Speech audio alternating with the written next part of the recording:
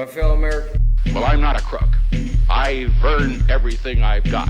A man holds in his mortal hand the power to abolish all forms of human poverty and all forms of human life. It's one small step for man, one giant leap for mankind. One day live in a nation where they will not be judged by the color of their skin, but by the content of their character. He says, "Now I am become death, the destroyer of worlds." I suppose we all thought that. A friend of Kurt Cobain and What's-Her-Face, Courtney Love, who died. I've never heard of that before. That was a good deep dive. Oh, I forgot about that. Yeah. What was her? The one that was in Hole? Yeah. The one that was in, that was in Hole with her, and didn't she end up, offing herself? Something, supposedly. Yeah, I don't know. A lot of people around Courtney Love have died in weird ways. She's basically like the 90s Hillary Clinton. Hillary Clinton was the 90s Hillary Clinton. You know, that's a good point. Hillary Clinton was the 90s Hillary Clinton. Hey, look at who's on this list. Michael Aquino. That's awesome. Perfect. Yeah.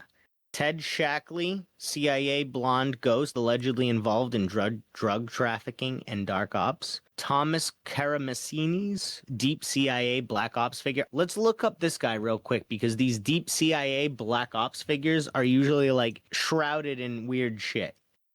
I'm spelling his name totally wrong. There we go. The Deputy Director for Plans for the United States Central Intelligence Agency from July 31st to 1967 until February 27, 1973. He was actively involved in the agency's Project Fu Belt to undermine the government of Chile President Salvador Allende. Whoa! He was assigned to the Office of Strategic Services, an organization that eventually would transform into the CIA in 1948. And I guess that's how he, Karamessinis succeeded him as director for plans, with Cord Meyer serving as deputy director for plans. That's Cord Meyer's the guy that supposedly, with the JFK assassination and everything. And that's also the guy, Mary Pinochet Meyer is the wife of Cord Meyer, and that's one of JFK's mistresses, or she was the wife of Cord Meyer. Three of the central figures in the Watergate scandal, E. Howard Hunt, Eugenio Martinez, and James W. McCord, were former employees of the CIA, creating political problems for Helms and Karamessinis. Although then-President Richard Nixon and several of his staff, including senior aides such as the White House counselor John Dean and Chief of Staff H.R. Haldeman, tried to cover up the scandal, or at least mitigate the damage, by instructing the CIA to block further investigation by the FBI, something which Helms forcefully resisted. It spiraled out of the White House's control and ultimately forced Nixon to resign his office.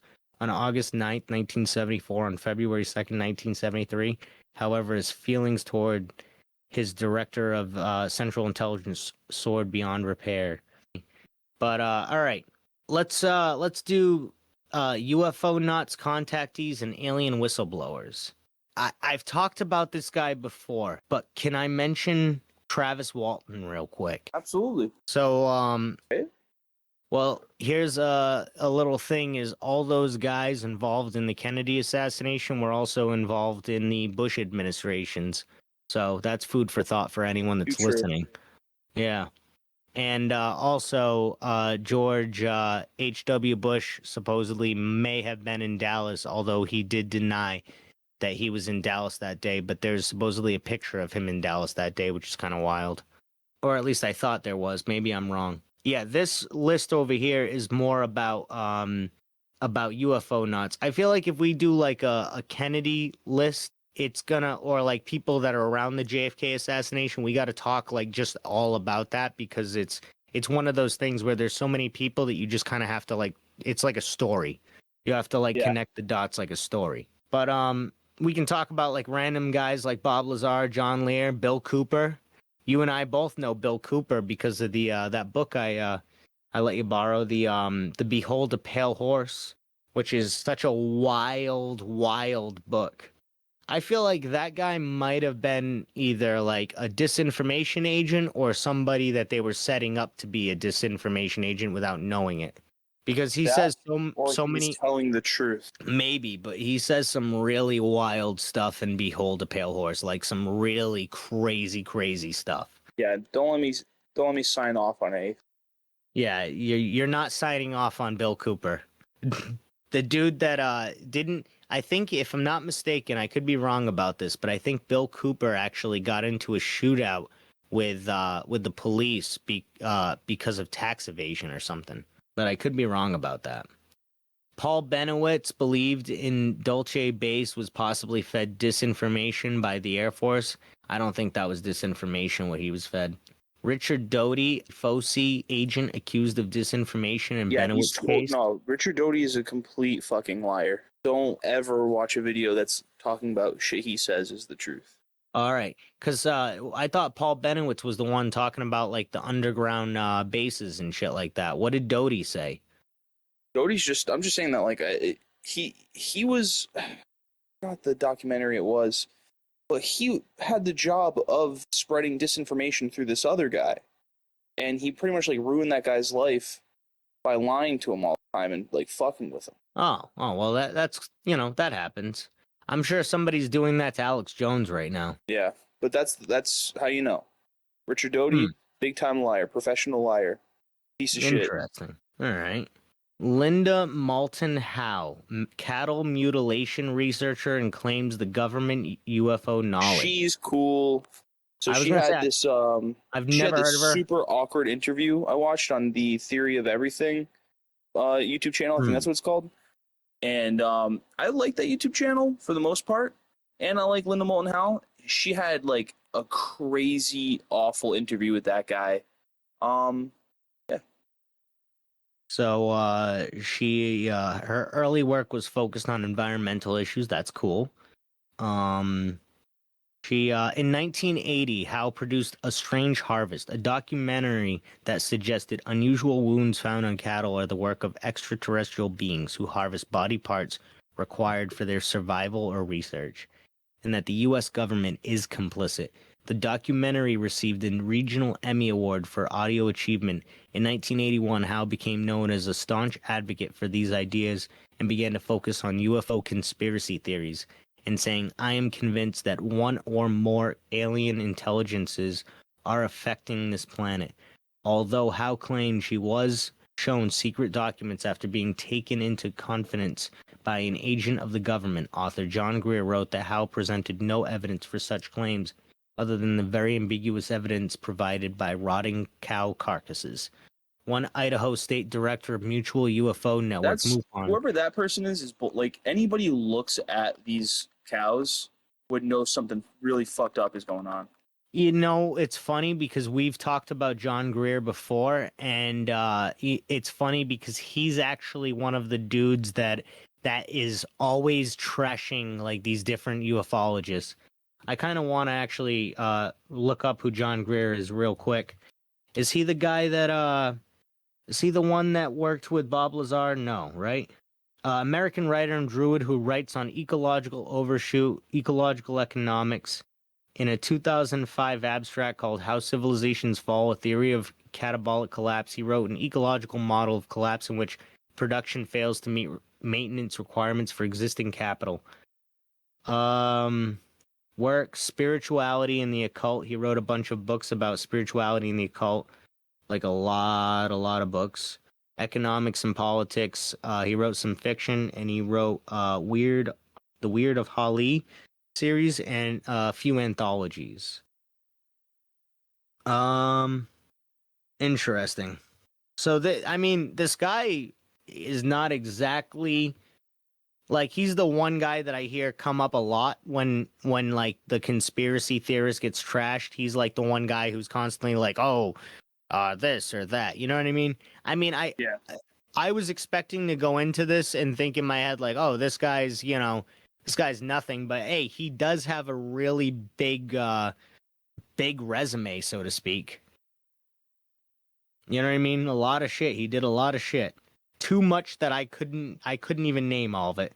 But You know what he could also be is he could also just be a setup government agent who's trying to spread disinformation. And he might not have even read half of those, wrote half of those books.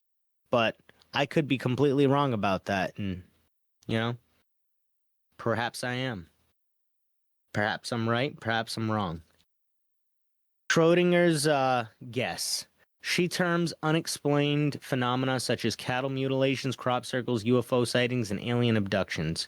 Howe has produced numerous UFO-related programming, including a 2-hour special, Earth Mysteries, Alien Life Forms, in association with Waddle Fox Atlanta. It's just interesting to me because all these people that do disclosure things like this, they always start from the ground up. And then people like that John Greer guy can put out like 100 different books, and somehow like his money comes from nowhere and he's in economics when he starts. That's kind of odd. Anyways, Howe appeared on a panel at UFO Disclosure Press event held at the National Press Club in 2013, saying she believed alien technology appears so advanced that space and time could be bent by outer space travelers, therefore allowing extraterrestrials to visit Earth. Howe has proposed that some photographs of crop circles show evidence of mysterious energy she terms visible light phenomena. Joe Nickel described Howe as a credulous journalist in 2002 article in Skeptical Inquirer magazine, saying that photos Howe published purporting to show mysterious energy are simply misinterpretations of photographic accidents, such as the camera's wrist strap reflecting the flash or circular artifacts caused by floating dust errors that Nickel calls a stock in trade of ghost hunters. Howe was a frequent guest on Coast to Coast AM, dating back to 2003 with George Norrie. I mean, not as good, but still. And 1991 with Art Bell. Yeah! In 2019, she ended her monthly appearances. No hate to George Norrie. He's cool too. We love George Norrie here, right? He's all right. He's cool. Yeah. He kept the seat warm. Exactly. That's the best way to put it. That was perfect. But Art Bell is still the GOAT. In 2019, she ended her monthly appearances on the show. Howe has been interviewed on Larry King Live, special CNN, The O'Reilly Factor, Fox Sightings and Strange Universe. A lot of Fox shit. Fox, NBC's The Other Side, Britain's live special, Union Pictures, ITN, and BBC, the Discovery Channel. All right, well, there's some other stuff. And the History Channel, Ancient Aliens, of course. So on to Travis Walton, if that's cool, because the real story of what happened to Travis Walton is slightly different from the movie Fire in the Sky, which, again, one of my favorite movies I ever watched as a kid. I rented it from Blockbuster so many times, and it was literally, I would just watch the shit out of it. Fire in the Sky was such an amazing movie. But this is about the real, the movie Fire in the Sky was about the real life abduction of Travis Walton. And the movie is slightly different from what actually happened, but this right here is what happened. On November 5th, 1975, crew chief Michael H. Rogers reported Travis Walton missing to the Navajo County Sheriff. For people that have seen the movie, Michael Rogers was the guy played by the Terminator guy. What's his name? Robert Patrick. That's the guy's name.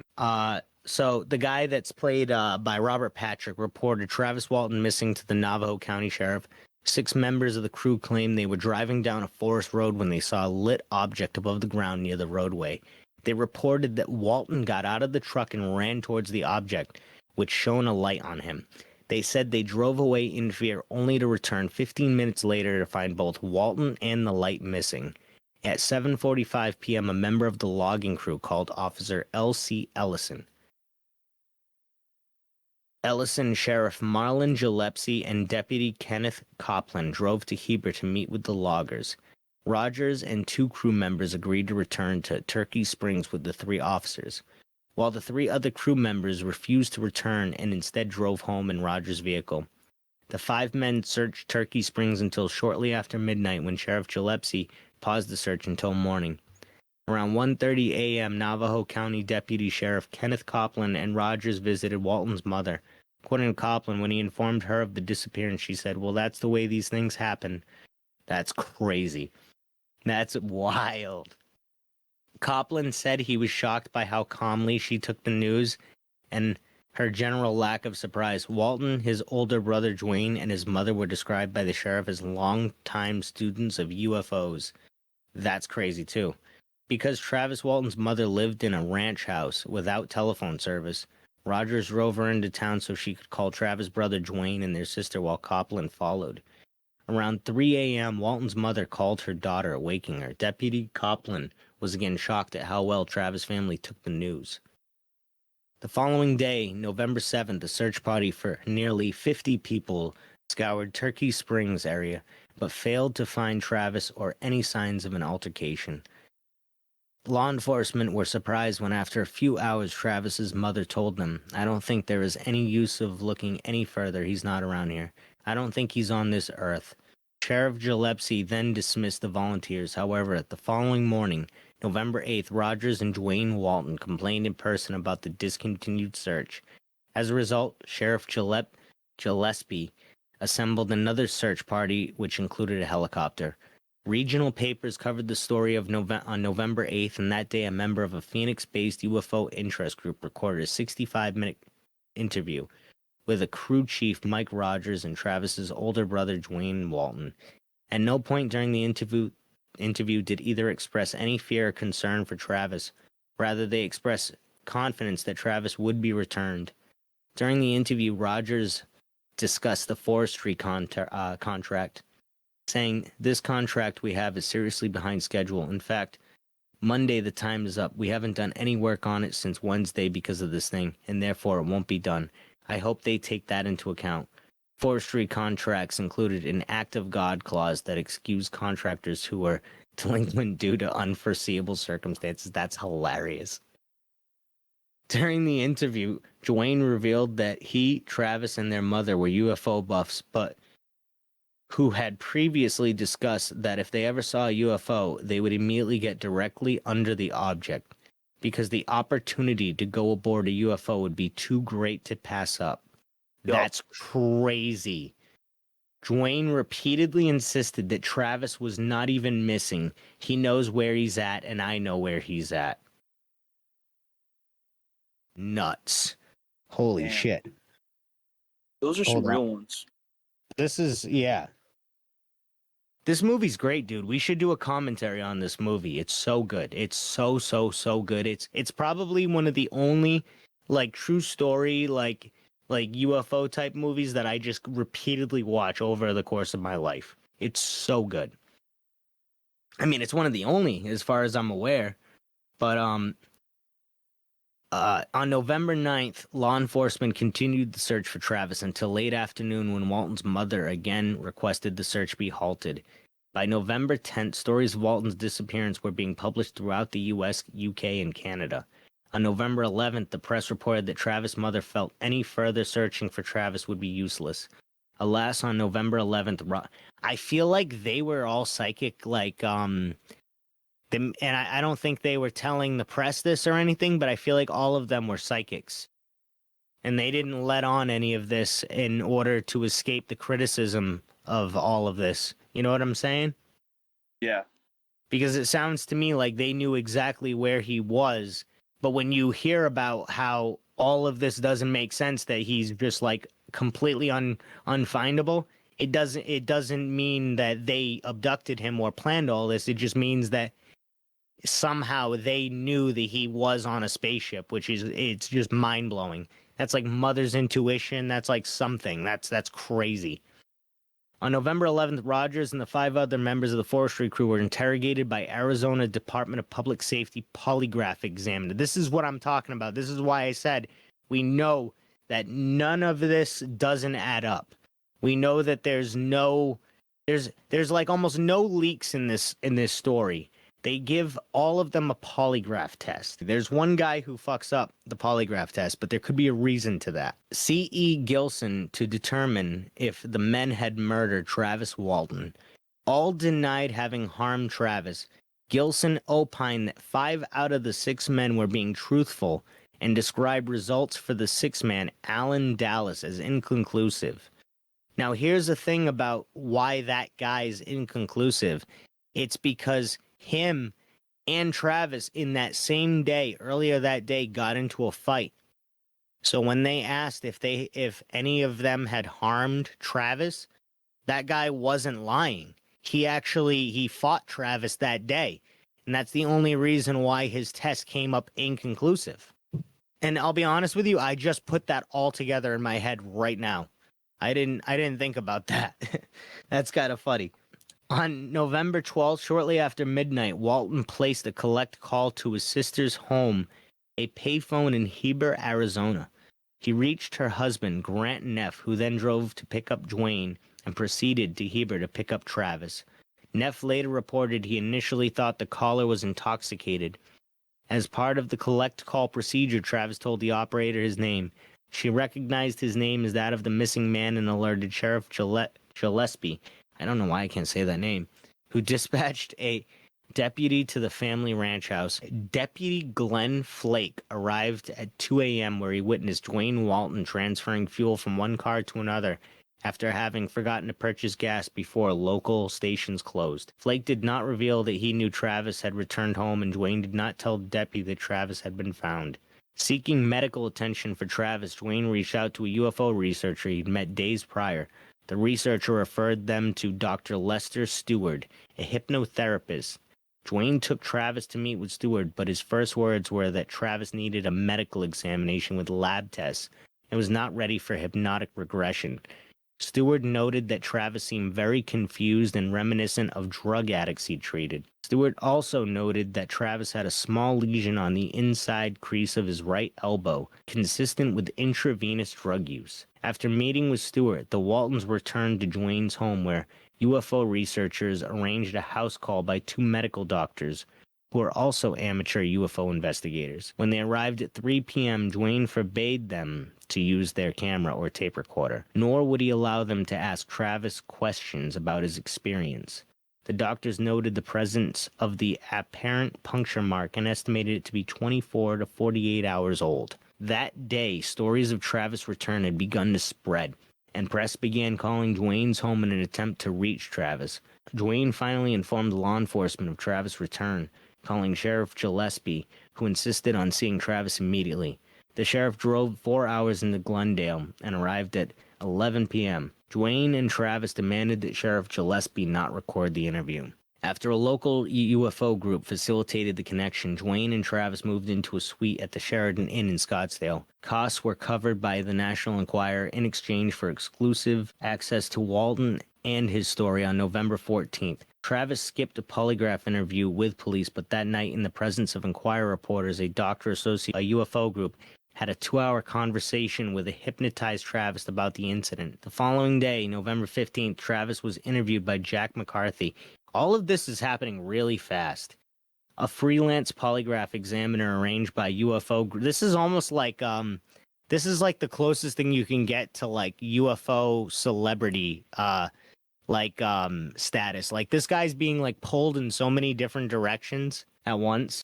Like when people get like skyrocketed to fame like instantly. This is basically what's happening. Like he's being put in so many different things. McCarthy concluded that Travis was engaged in a gross deception and had even been intentionally holding his breath in an attempt to beat the machine. Ooh. On November 22nd, Travis appeared on Phoenix television station Cool, where he was interviewed about the incident. Travis claims that he lost consciousness when struck by a beam of light and that he awoke in a hospital-like room. Being observed by 3 short, bald creatures, he said that he fought with them until a human wearing a helmet led Walton to another room, where he blacked out as 3 other humans put a clear plastic mask over his face. Walton said that he remembers nothing else until he found himself walking along a highway 5 days later with the flying saucer departing above him. In the days following Walton's UFO claim, the National Enquirer awarded Walton and his coworkers a $5,000 prize for Best UFO Case of the Year, after they were said to have passed polygraph tests administered by the Enquirer and the Aerial Phenomena Research Organization, APRO. Ufologist Jim Ledwith said for 5 days the authorities thought he'd been murdered by his coworkers and then he was returned. According to Ledwith, all of the coworkers who were there who saw the spacecraft, they all took polygraph tests and they all passed, except for one, and that one was inconclusive. And again, like I said, that guy got into a fight, like a fist fight with Travis that day. So that's why. Skeptics include the story as an example of a UFO hoax promoted by a credulous media circus with the resulting publicity exploited by Walton to make money. I will say, though, in regards to that, is this basically fucked up Travis Walton's life? And yeah, he became like a UFO guy after, but he ended up becoming like super reclusive for like 10 years. He didn't like talk to like his best friend that like was there with him when it happened. It was crazy. This whole thing just ruined his life. UFO researcher Philip J. Klass, who agreed that Walton's story was a hoax perpetuated for financial gain, identified many discrepancies in the accounts of Walton and his coworkers. After investigating the case, Klass reported that the polygraph tests were poorly administered, that Walton used polygraph countermeasures such as holding his breath, and then Klass uncovered an earlier failed test administered by an examiner who included the case involved gross deception. In 1978, Walton wrote the book The Walton Experience, detailing his claims. In 1993, the book served as the inspiration for the film Fire in the Sky, starring Robert Patrick as Mike Rogers and D.B. Sweeney as Travis Walton, Craig Sheffer as Alan Dallas, and Peter Berg as David Whitlock, and Georgia Emlyn as Dana Rogers. Doesn't even have a Wikipedia page, Georgia Emlyn. Poor Georgia. Travis Walton made a cameo in the film. Paramount Pictures decided that Walton's account was too fuzzy and too similar to other televised close encounters, so they ordered screenwriter Tracy Torme to write a flashier, more provocative abduction story. Oh God. It was crazy, yeah. When you watch it, it's pretty fucking wild. It's basically everything that happens that he describes, except there's no humans. There's only like grays, basically. There's all these like sleep pockets. If you can like picture almost like if on the ship it was almost like the Matrix, how they had like all these sleep pockets to store humans. Travis Walton woke up in one and basically like clawed his way out. But I guess that didn't actually happen. This was it was more like they were just kind of bringing him like in the facility and then torturing him. Rogers Walton dispute of 2021. Uh-oh. On March 19, 2021, Mike Rogers posted a statement to his Facebook page announcing, I, Michael H. Rogers, being of sound and rational mind, do hereby give notice that I am no longer to be considered a witness to Travis C. Walton's supposed abduction. Uh-oh, this might be bad. He later clarified Travis tried to keep a new remake of the movie a secret from me. He has always had his big secrets that he's kept from me. It angered me. It sounds like it was just a personal that's thing. exactly what it was. I tried over the last 2 weeks to reason with him, but of no avail. I don't believe Travis is an honest person, and therefore I want nothing to do with him. On April 30th, Rogers placed a call to producer Ryan Gordon. It's just weird that they all saw him get abducted, and they were all like, saying that. That's crazy. Yeah. Gordon recorded the call without Rogers' knowledge, as permitted by Arizona law. 2 months later, on July 4th, Gordon publicly posted audio from the call, which featured Rogers explaining, we were talking in the woods one day. We were talking about creating a UFO hoax, okay? I don't know how the UFO got there, but I remember when I was driving the truck and he jumped out. It was all deliberate. It was all a stage thing, okay? He ran up there, and there was something about the UFO not being real, although it looked real. Rogers and Walton later reconciled, and Rogers issued a statement retracting his confession. Waltons as UFO buffs and pranksters. Mike Rogers and Waltons were known for their interest in UFOs. One member of the crew recalled Mike Rogers and Travis Walton arguing about how UFOs can fly. Rogers later acknowledged he had watched the first part of the recent television special that dramatized the Barney Hill alien abduction case. While the Waltons acknowledged prior discussions of wanting to be taken aboard a UFO, the Walton family long had a reputation for pranks and practical jokes. One neighboring family, the Gibsons, recalled being the target of multiple pranks. Within 4 months of the incident, UFO author Raymond E. Fowler, himself a believer in the UFOs and abductions, proposed that some of the members of the crew had been the victim of a hoax perpetuated by others in the crew. Authors including Glass and P. Flock argue that Travis Walton and Mike Rogers planned the incident. As early as 1978, crew member Steve Pierce expressed suspicion that the incident had been a hoax. Pierce noted that on the day of the incident, Rogers made the crew stay past dark, whereas they usually ended work at 4 p.m. Pierce recalled that Walton did not work at all during the day of the incident. Instead, He slept in the truck while claiming to be ill from carousing too much. He also reported that Mike Rogers disappeared from the worksite for 2 hours that day. I don't know. In 1980s, reports of alien abductions became more widespread, promoted by authors Bud Hopkins, Johnny Mack, and Whitley Strieber. Whitley Strieber's cool. Folklorist Thomas E. Bullard notes that stories of alien abductions exhibit a fairly consistent sequence and description of events. Scholars suggest that alien abduction syndrome is the result of sleep paralysis or false memory syndrome. Walton didn't report paralysis. He recovered memories or other common elements of an alien abduction narrative, leading Fire in the Sky screenwriter Tracy Torme to opine, "I don't think the Travis case is an abduction case.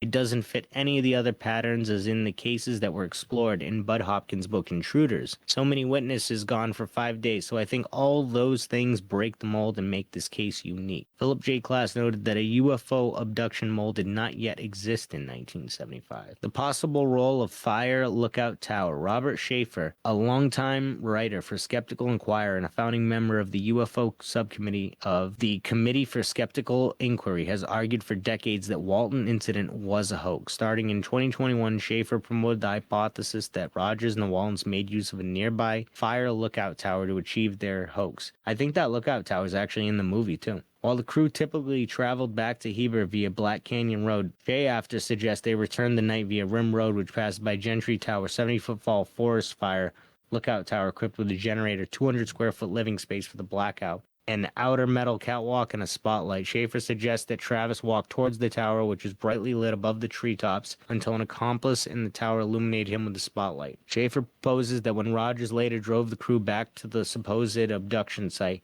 they actually arrived at a different spot entirely, one closer to the Turkey Springs site. So what do you think? I always believed the Travis story. I always believed it too. Even now. Like, reading it, I don't know. I'm still with it. Yeah, it sounds like a personal dispute that they were having when he said, like, oh, I don't Yeah. believe he's a liar. I think that's probably because, like, that person wanted to get in on this movie thing going on. He just, like, didn't tell them about it. Yeah, 100%. There's an interesting tab down here. List of solved missing persons cases. This one could be, like, a really interesting, quick one. Louis Albino, an American child who was kidnapped in Oakland, California on February 21st, 1951, and was discovered to be alive with a family in 2024. That's crazy. So what's this guy's story? That's it? Well, on the day of his kidnapping, Albino had been playing at the park with his older brother Roger, who was 10 years old. While at the park near their home on Brush Street, the boys were approached by a woman in her 30s who began to talk to the pair and promised Louis that if he came with her, she would buy him candy. Louis went with the woman, and Roger followed too for a time before returning home to alert an adult to the strange encounter. They thought that the kid accidentally wandered into the bay and drowned at one point. In 1966, the Albino family reinvigorated their search, as Louis would then have been 21 and therefore might be on records for military service exams. The family took multiple trips to Puerto Rico to search for Louis, but found no lead. In 2020, after one of Louis's nieces took a DNA test, she matched with an unknown man, suspecting that the man could be her missing uncle. The niece attempted to reach out but did not receive a response. She brought her theory to the Oakland Police Department in early 2024, and the FBI and California Department of Justice were later able to confirm the unknown man was Louis Albino. The investigation into Albino's kidnapping is still ongoing, as the questions of who his kidnapper was and the full details of the event remain unsolved. His life after 1951. After abducting Albino from the park, his kidnapper brought him out of California, eventually to the East Coast. There, Albino was raised by a couple who he believed were his biological parents. He worked as a firefighter and served 2 tours in Vietnam in the Marine Corps. He had both children and grandchildren by the time he was reunited with his birth family. In June 2024, Louis flew back to California to reunite with his family, including his brother Roger, who died 2 months after the reunion. His mother had died in 2005. That's crazy. That's a crazy story. Like, holy shit. Bill Barilko, a player for the Toronto Maple Leafs hockey team, disappeared in August 1951 while returning from a fishing trip at Seal River, Ontario. He was with his dentist, Henry Hudson, flying aboard Hudson's Fairchild 24 float plane at the time of their disappearance. Barilko and Hudson remained missing for 11 years until the plane's wreckage was found 56 miles off course north of Cochrane, Ontario, partially burned and submerged in a swamp with the men's body found still strapped in their seats. That's crazy. Philip Mangiano, a mafia underboss of the Mangiano crime family, the future Gambino crime family. I was just going to say, this guy's famous. Philip Mangiano disappeared on April 19th, 1951. His body was found the same day. Also that same day, his brother Vincent Mangiano disappeared. His body was never found. Both are believed to have been murdered on the orders of family underboss Albert Anastasia in Brooklyn in 1951 as part of a coup. That's pretty fucking cool. Art Gilkey, 1953. Gilkey disappeared while climbing K2 Mountain in 1953. He had developed thrombophlebitis, blood clots in his leg, followed by a pulmonary embolism, and his fellow climbers, including Charlie Houston and Pete Schooning, wrapped him in a sleeping bag to bring him down the mountain. However, while resting at camp, Gilkey was swept away by an avalanche and disappeared. His body was found at the base of the south side of K2 in 1993. That's fucking crazy. 40 years later, his body was found. That's crazy. All right. You want to go back to the weird people? Sure. All right. What sounds good to you on this list? We have mad scientists and fringe inventors. Hey, man. We have Nikola Tesla. We all know about him. But then this guy, Royal Rife, claimed he could cure cancer with frequency tech. That sounds interesting. Wilhelm Reich invented orgone energy tech, died imprisoned. Indrija Puharich studied ESP and alien channelers. Tom Bearden, exotic physics and free energy claims. Eugene Malov, cold fusion advocate found murdered. Dr. Carla Turner, abduction researcher who died of a sudden illness. And Stan Meyer, claimed to invent water-powered car, died mysteriously. Pretty much most of these, other than Stan Meyer and Nikola Tesla, I haven't really heard almost anything of. So we could probably talk about most of these. Have you heard anything about any of these people? No. I mean, Stanley Meyer, we both know who that is. The water guy. Yeah, he water power car, and he ended up dying. Oh, shit. Yeah, the water guy.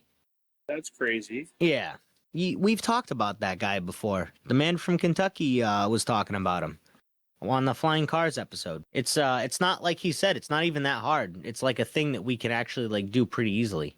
Let's see. Royal Raymond Rife was an American inventor and early exponent of high magnification time-lapse cinemicrography. Rife is known for microscopes which he claimed could observe living live microorganisms with a magnification considered impossible for his time, and for an oscillating beam ray invention which he thought could treat various ailments by devitalizing disease organisms using radio waves. Now, correct me if I'm wrong, anybody that's listening to this, and maybe I'm totally off, but isn't there a way to actually like hit cancer with sound waves and fight it? Isn't that like a thing? Isn't that like a thing people say you can do? Like use like sonic waves to fight it? I don't know. Maybe I'm wrong about that. They could treat various ailments by devitalizing disease organisms using radio waves. Although he came to collaborate with scientists, doctors, and inventors of the epoch, and findings were published in newspapers and scientific journals like the Smithsonian Institution Annual Report of 1944. They were later rejected by the American Medical Association and the American Cancer Society and mainstream science. Oh, that mainstream science. Rife supporters continue to claim that impulses of electromagnetic frequencies can disable cancerous cells and other microorganisms responsible for diseases. Most of these claims have no scientific research to back them up, and Rife machines are not approved for treatment by any health regulator. Multiple promoters have been convicted of health fraud and sent to prison. Good to know. Little reliable published information exists describing Rife's life and work. In the 30s, he made several optical compound microscopes, and using a movie camera took time-lapse microscopy movies of microbes. That's pretty smart. He also built microscopes that included polarizers. Reif claimed magnifications of 17,000 or more for some of these microscopes. A report published by the Smithsonian Institution described one of these microscopes as equipped for transmitted and monochromatic beam dark field polarized and slit ultra illumination, including also a special device for crystallography. It added that several doctors had attended a demonstration of another of Reif's microscopes and had been impressed by its clarity and high magnification. A distinctive feature of the microscopes, according to Reif and to other scientists who examined them, was a false color effect by which when a microbe was illuminated by a particular wavelength of polarized monochromatic light different for each type of microbe, the microbe and only the microbe would emit a distinctive color of light. Turquoise or typhoid bacteria, ruby red for Mycobacterium leprae, etc., thus taking the place of staining and allowing otherwise difficult organisms to be plainly seen. Some of the observations Reif claimed to have made with his microscope are, however, contradicted by modern findings. For instance, he reported that under certain conditions, typhoid bacteria change into a smaller form and claimed that most cancerous tumors contained a microbe that had no less than 5 forms, one of which was indistinguishable from E. coli, while another resembled a fungus. Reif also reported that a beam ray device of his invention could destroy microbial pathogens. Reif claimed to have documented a mortal oscillatory rate for various pathogenic organisms, and to be able to destroy the organisms by vibrating them using radio waves of this particular frequency. I've heard of that. I thought that was a real thing. They're saying that doesn't work. I thought that was a thing that they've been trying to implement into cancer research, is using radio waves like that to do exactly what they're saying, like break it down. Claimed to cure disease using electrical vibration, stating his work did not uphold such claims. An obituary in the Daily California describes his death at the age of 83 on August 5th, 1971, stating that he died penniless and embittered by the failure of his devices to garner scientific acceptance. Reif blamed the scientific rejection of his claims on a conspiracy involving the American Medical Association, the Department of Public Health, and other elements of organized medicine, which had brainwashed and intimidated his colleagues. Interesting. There's a list of ineffective cancer treatments. That's crazy. We have Wilhelm Reich invented orgone energy tech and died imprisoned. I don't know this guy. Wilhelm Reich was an Austrian-born psychiatrist and psychoanalyst who developed the concept of orgone, a scientific idea of a universal life force or energy. Reich believed that orgone was a vital energy that could be accumulated and used to heal both physical and psychological ailments. He believed that orgone could be accumulated by individuals by exposure to the natural environment, and that it could be blocked by emotional and psychological repression. Orgone was theorized as a universal life force, a substance that could be accumulated and utilized for healing and well-being. I mean, I believe that there's maybe something like that. They say that certain things will cause your wounds to heal faster and stuff like that. He coined the phrase sexual revolution. Wow, that's a funny, true thing about this guy. Interesting. Isn't that crazy? He coined that phrase. And according to one historian, acted as its midwife.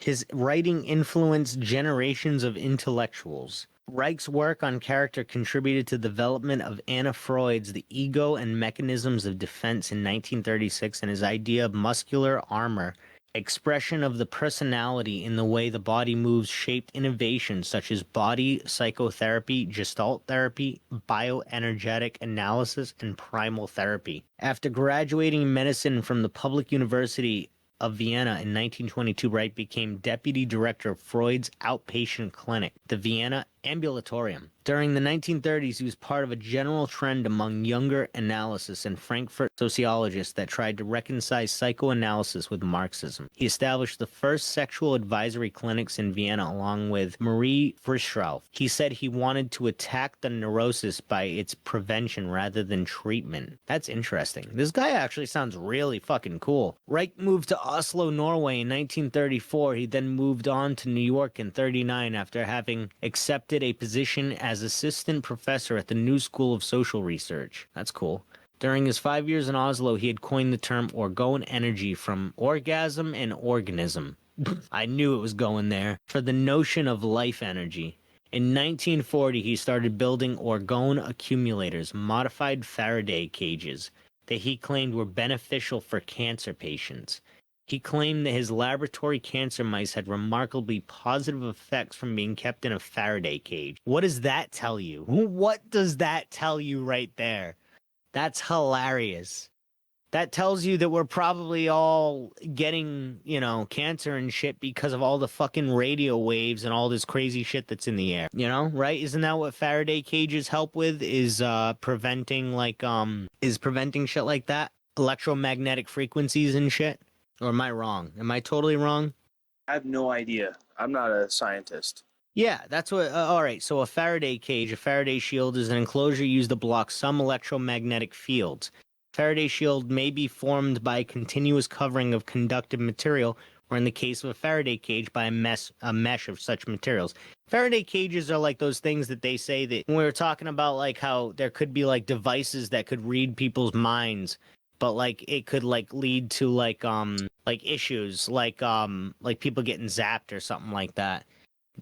Due to like using it wrong, or like an electromagnetic field messing someone up. They suggest that you should put all your electronics in a Faraday cage so that an electromagnetic pulse doesn't ruin all your electronics. That's kind of interesting. But I don't know, it's cool to me. Like a Faraday cage will like help with all like that kind of stuff.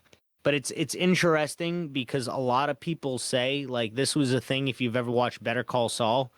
A lot of people will say that, like, the electromagnetic fields, like, in power lines, in, like, in everyday life, like, in our walls, in our like, everything, our telephone wires, like, all the electromagnetic fields around us are, could be causing cancer and could be leading to, like, the uptick that we see in cancer. I mean, obviously, it's the food that we eat. It's all these other things also, and how we treat ourselves at the end of the day too. Sometimes you just can't avoid, you can't walk around in a Faraday cage like Better Call Saul's brother.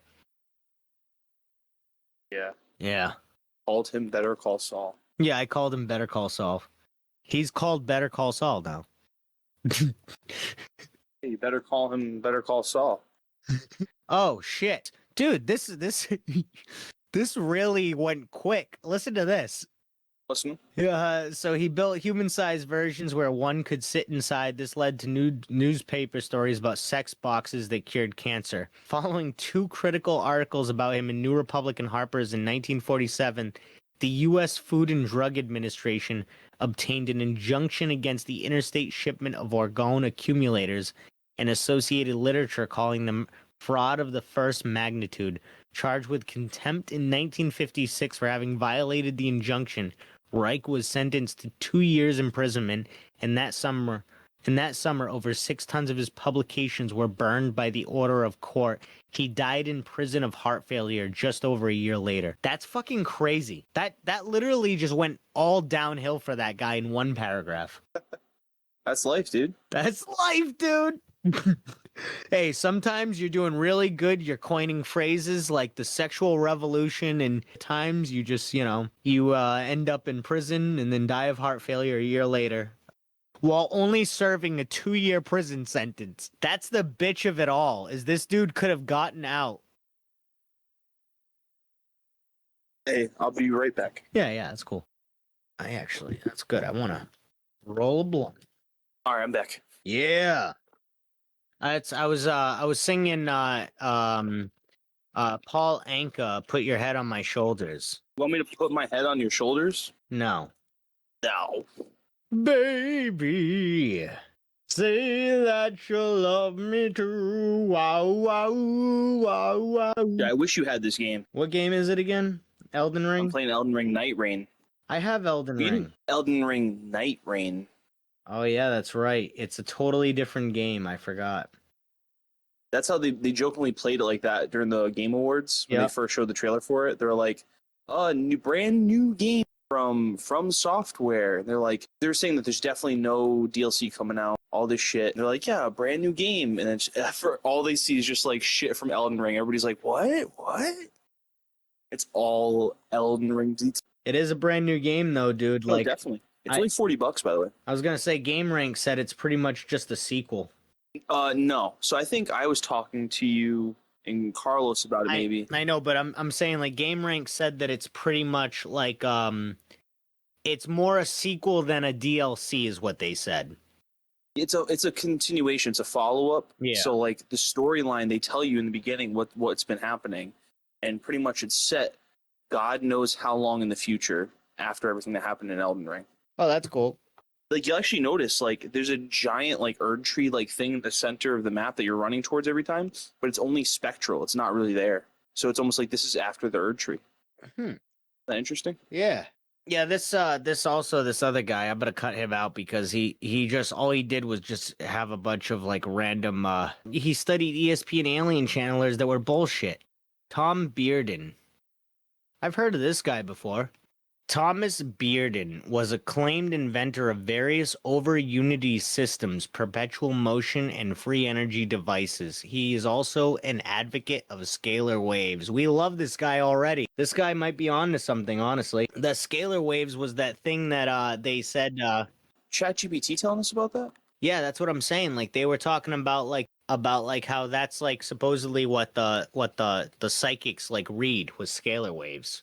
And that's what you can possibly get the scalar waves to latch on to, like say like quartz and stuff like that and channel it through it. Interesting. But let me go into, maybe this guy explains it a little better. Science writer and skeptic Martin Gardner said that Bearden's physics theories compiled in self-published book Energy from the Vacuum are considered howlers by physicists. What is a howler? I don't know. Is that like a yeah, I don't know. What's a howler? Can't even give a guess. It sounds like a cryptid. A stupid or glaring mistake, especially an amusing one.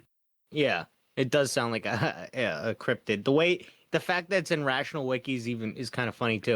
But by physicists, and notes that his doctorate title was obtained from a diploma mill. Bearden founded and directed Alpha Foundation's Institute for Advanced Study. I feel like I'm not doing any of these guys a justice, but whatever. This is what's out about him. To further propagate his theories, this group has published papers in established physics journals and in books published by leading publishing houses. But one analysis lamented these publications because the texts were full of misconceptions and misunderstanding concerning the theory of the electromagnetic field, and also states that the existence of non-transverse waves in vacuum does not imply electromagnetism is not a U1 gauge theory. Bearden supported his various claims with a wide range of crank theories, including the proposal that all electrical devices, from batteries to electromechanical generators, in reality operate on vacuum energy. These theories offered no concrete testable predictions. None have been published independent peer-reviewed physics literature, and Bearden himself had little formal training in physics. Over unity claims. Bearden designed the motionless electromagnetic generator, a proposed device which is most notable for claims of over unity operation. Can allegedly sustain its operation in addition to powering a load without application of external electrical power, by extraction of a vacuum energy from the immediate environment. This has never actually been demonstrated in a controlled setting. In 2001, Bearden predicted that the first commercial products based on the MEG would be rolling off the production lines in about a year, and as early as 2002 claimed to have a prototype of the device that produced 100 times more power out than was input. However, Bearden never produced a prototype or commercial products based on it, nor had he ever done a public demonstration of the technology. As latest as 2009, he claimed that development was on hold pending the release of funds from the UN. Okay. Bearden had given no details as to what further development is needed, given the claimed success in 2002. Bearden claimed that it didn't violate the first law of thermodynamics because it extracted vacuum energy from the immediate environment. That almost sounds like isn't that kind of like what a Tesla coil does? Although I guess the Tesla coil just it keeps energy just moving through it, right? So it holds the energy so it's not really outputting any energy, but it's not really inputting any energy, right? Isn't that what a Tesla coil basically does? You keep asking me like I'm a scientist. One skeptic pointed out that the device strongly resembles a standard transformer with the exception of a permanent magnet and two actual coils being included in the design. When Bearden was awarded U.S. Patent 6362718 for the MEG in 2002, skeptic Robert Park complained so loudly the American Physics Society issued a statement against the granting. The United States Patent and Trademark Office said that it would re-examine the patent and change the way it recruits examiners, and recertify the examiners on a regular basis to prevent similar patents from being granted again. In its simplest form, a Tesla coil uses induction to convert low-energy electricity into high-voltage electricity. It does this by using a primary coil and a secondary coil, which are connected to each other through resonance. When the primary coil's current oscillates, it creates a magnetic field that induces a current in the secondary coil. The secondary coil's resonant frequency causes the voltage to increase dramatically, leading to high voltage sparks. So that just all sounds like magic to me, but I kind of get the gist of where it's going for. But honestly, that I don't understand why we're not using these things like often. That's pretty fucking cool. But yeah. Bearden and his colleagues proposed a simple modification to the magnetic Wankel engine. That's name is crazy. Which he claims would deliver over-unity performance through asymmetrical regauging, a variant on gauge theory. He believed that this technology was known and suppressed by the Japanese. Okay. Okay. In spite of difficulties and delays in bringing the MEG to market, Bearden maintained that a number of free energy technologies have been developed for well over a century, yet have been actively suppressed by government and private interests. He repeatedly expressed his belief that the key to over-unity system was present in the original form of Maxwell's equations, and this potential was realized by Nikola Tesla. However, he claimed that as part of the equations were deliberately suppressed in their vectorization by Heaviside and Lorentz in the late 19th century. Bearden claims this was orchestrated by industrials J.P. Morgan in order to protect his oil interests. He claimed that a nuclear power plant consortium was worked to ruthlessly suppress cold fusion, and further that this consortium is almost certainly to blame for the murder of Eugene Malov, the main proponent and activist for cold fusion. He hypothesized that the death of Ari M. DeGoose in Charlotte, North Carolina, might have been a murder carried out to suppress his development in a self-powering battery. He believed that Russia developed a secret weapon in the 60s which uses time-polarized EM waves to disrupt the normal flow of time, and used this in Afghanistan in the 80s. Bearden believed that the Chernobyl disaster was almost certainly caused by an accidental catastrophe failure of a large TR woodpecker transmitter about 30 kilometers away, which could be a geographical reference to the former Duga 3 military installation, where the device in question generated giant electrogravitational standing waves. He claims the official story of the meltdown was fabricated by the Soviets after the fact. Bearden claimed that Russia used various other technologies in the 80s to cause the destruction of the Space Shuttle Challenger and induce several large earthquakes. He believed the Japanese Yakuza used this technology to trigger the 2004 Indian Ocean earthquake and the resulting tsunami, which killed approximately 200,000 people, and that the Yakuza is also plotting to trigger the Yellowstone supervolcano, which would kill the majority of the U.S. population. Why would the Yakuza want to do that? What's their gain there? Weather control. Bearden maintained that scalar waves can be used to create high and low pressure zones and influence the weather. That's the one thing that I've read in past a little bit that I can get on board with, I think. Claiming that the KGB, in collaboration with the Yakuza and the Aum Shinrikyo cult, had been secretly influencing the weather since 1990 and explicitly blamed the Yakuza for Hurricane Katrina. What is with this dude's deal in the Yakuza? Why does he... He said the Japanese are hiding this technology, right? Yeah, but it's just it's not the Japanese government, it's the Yakuza specifically? Maybe. I guess so, yeah. In 1984, the CIA collected or published a paper by Bearden titled Star Wars Now, The Bom-Aronov Effect, Scalar Interferometry and Soviet Weaponization under Project Stargate. Bearden made familiar claims about scalar waves, Tesla free energy, and Soviet weather control. It was probably pitched to secure more financing for his research by leveraging Cold War paranoia about Soviet capabilities. For example, P-31 depicts something called the Tesla ABM defenses that show a Soviet Tesla howitzer destroying an incoming ICBM fired by the US.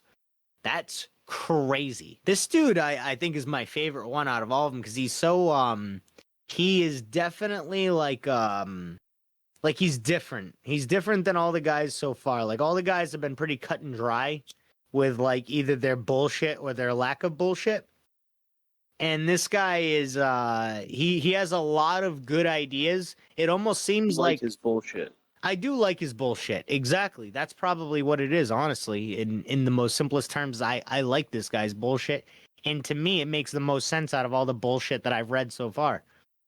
I mean, there's been some interesting bullshit so far, but like, wow, that was pretty interesting. We got Eugene Malov. This guy was actually he was mentioned by Tom Bearden, and yeah, maybe something to it.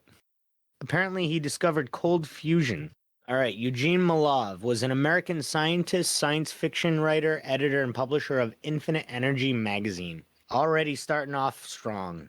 And founder of the nonprofit organization New Energy Foundation. He was a proponent of cold fusion and a supporter of its research and related exploratory alternative energy topics, several of which are sometimes criticized or characterized as fringe science. Malov authored Fire from Ice, a book detailing the '89 report of tabletop cold fusion from Stanley Pons and Martin Fleischmann at the University of Utah. Among other things, the book claims the team did produce a greater than unity output energy in an experiment. Oh, that greater than unity, that's what the other guy said. In an experiment successfully replicated on several occasions, but the results were suppressed through an organized campaign of ridicule and mainstream physicists, including those studying controlled thermonuclear fusion, trying to protect their research and funding. Malov was murdered in 2004 while cleaning out his former childhood home, which had been rented out. 3 people had been arrested and charged in connection with the killing. 2 were convicted of first-degree manslaughter and murder. The 3rd pleaded guilty to obstruction of justice. What? What's the story there? Eugene Malov was killed on May 14, 2004 in Norwich, Connecticut, while cleaning a recently vacated rental property owned by his parents. The home he grew up in. The nature of Malov's work led to some conspiracy theorists regarding the homicide, but police suspected robbery as the motive. In 2005, 2 local men were arrested in connection with the killing. The case proceeded slowly, and the charges against the 2 men were finally dismissed on November 6, 2008.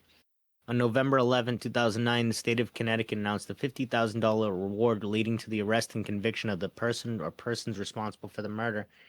And on April 2nd, 2010, police made 2 arrests in connection with the murder and said more arrests were expected.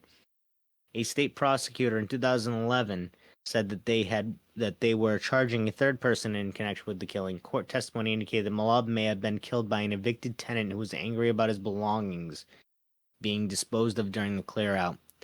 Imagine if that's all it was, though. I mean, I know this dude is, clearly he pissed off a lot of interesting people. But imagine if that's all it was just a disgruntled tenant. If this guy, like, he spent his whole life, researching all these fringe topics and, like, exploring the furthest reaches of society where he could have gotten taken out by the CIA at any time for any of this shit. And instead he just gets taken out by, like, a disgruntled tenant. Like, if that was the case, imagine how crazy that would be. How much cruel irony that would be. What else we got? Admiral Richard Byrd. I think we kind of went over who Admiral Byrd was already. He, what's more to say about him? Byrd. He was cool. Yeah, he was. He discovered Hollow Earth. Potentially, he fought Nazis that allegedly had UFOs. That's pretty fucking badass. Imagine flying into Antarctica thinking, like, this is going to be a piece of cake, and you're just going to, you're going to fuck up some Nazis that, are just, chilling in Antarctica, and all of a sudden they come out with these, they're flying a regular plane, and all of a sudden, the fucking Nazis are flying these crazy UFO fucking things and attacking, and you're attacking these UFOs with your fucking, flight, your little flight capabilities of the 20th century with these fucking, you know, if this story's true, it's just, that's crazy. Dude's a badass. And even if that story wasn't true, if you look into Admiral Richard Byrd, dude was definitely a badass regardless. James Forrestal, first Secretary of Defense, fell from hospital window. Nothing to see there. Colonel Philip J. Corso said he distributed alien tech from Roswell. I think we've talked about this guy a little bit, but only mentioned him. This guy is interesting. Major Jesse Marcel recovered Roswell debris in 1947. Charles Halt witnessed in the Rendlesham Forest UFO incident. That's one of the best UFO incidents. We should just read about that right now. Yeah, I'm down for that. That's the Britain one, right? Yeah. The Rendlesham Forest incident was a series of reported sightings of unexplained lights near Rendlesham Forest in Suffolk, England, in December 1980, which became linked with UFO landings. The events occurred just outside RAF Woodbridge, which was used at the time by the United States Air Force, USAF personnel, including Deputy Base Commander Lieutenant Colonel Charles I. Halt. He claimed to see things they described as a UFO. The occurrence is the most famous of alleged UFO events to have happened in the United Kingdom and is among the best-known reported UFO events worldwide. It has been compared to the Roswell UFO incident in the United States and is sometimes called Britain's Roswell.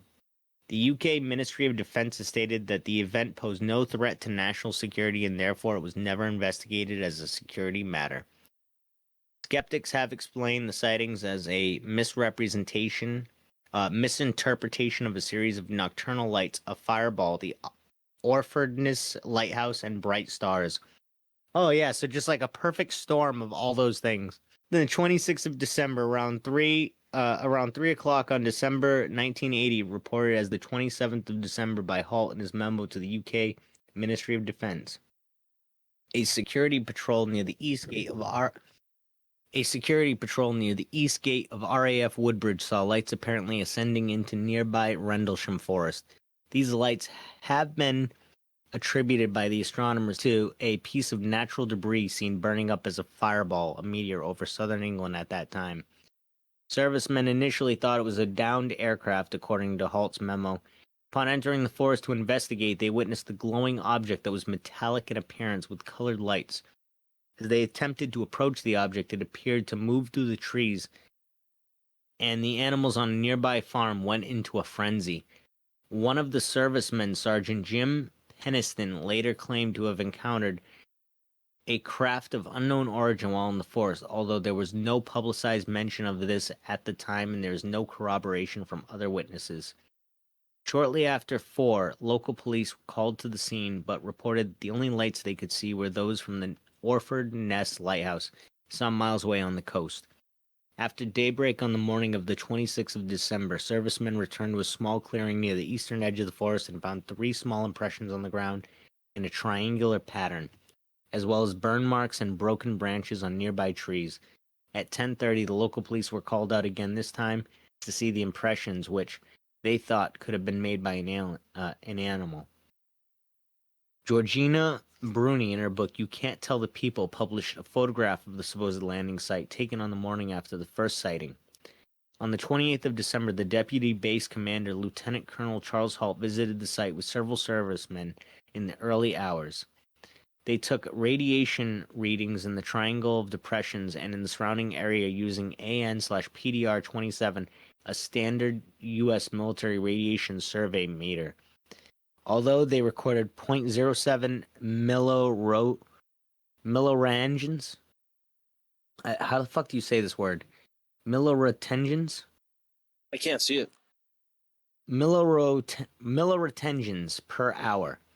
In other regions, they detected .03 to .04 per hour, around the background level.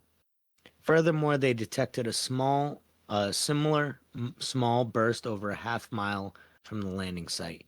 Halt recorded the events on a microcassette recorder. See the Halt tape. It was during this investigation that a flashing red light was seen across the field to the east, almost in line with the farmhouse, and as the witnesses had seen on the first night. The Orford Ness Lighthouse is visible further to the east in the same line of sight. Later, according to Halt's memo, 3 star-like lights were seen in the sky, 2 to the north and 1 to the south. About 10 degrees above the horizon, Halt said that the brightest of these hovered for 2 to 3 hours and seemed to beam down a stream of light from time to time.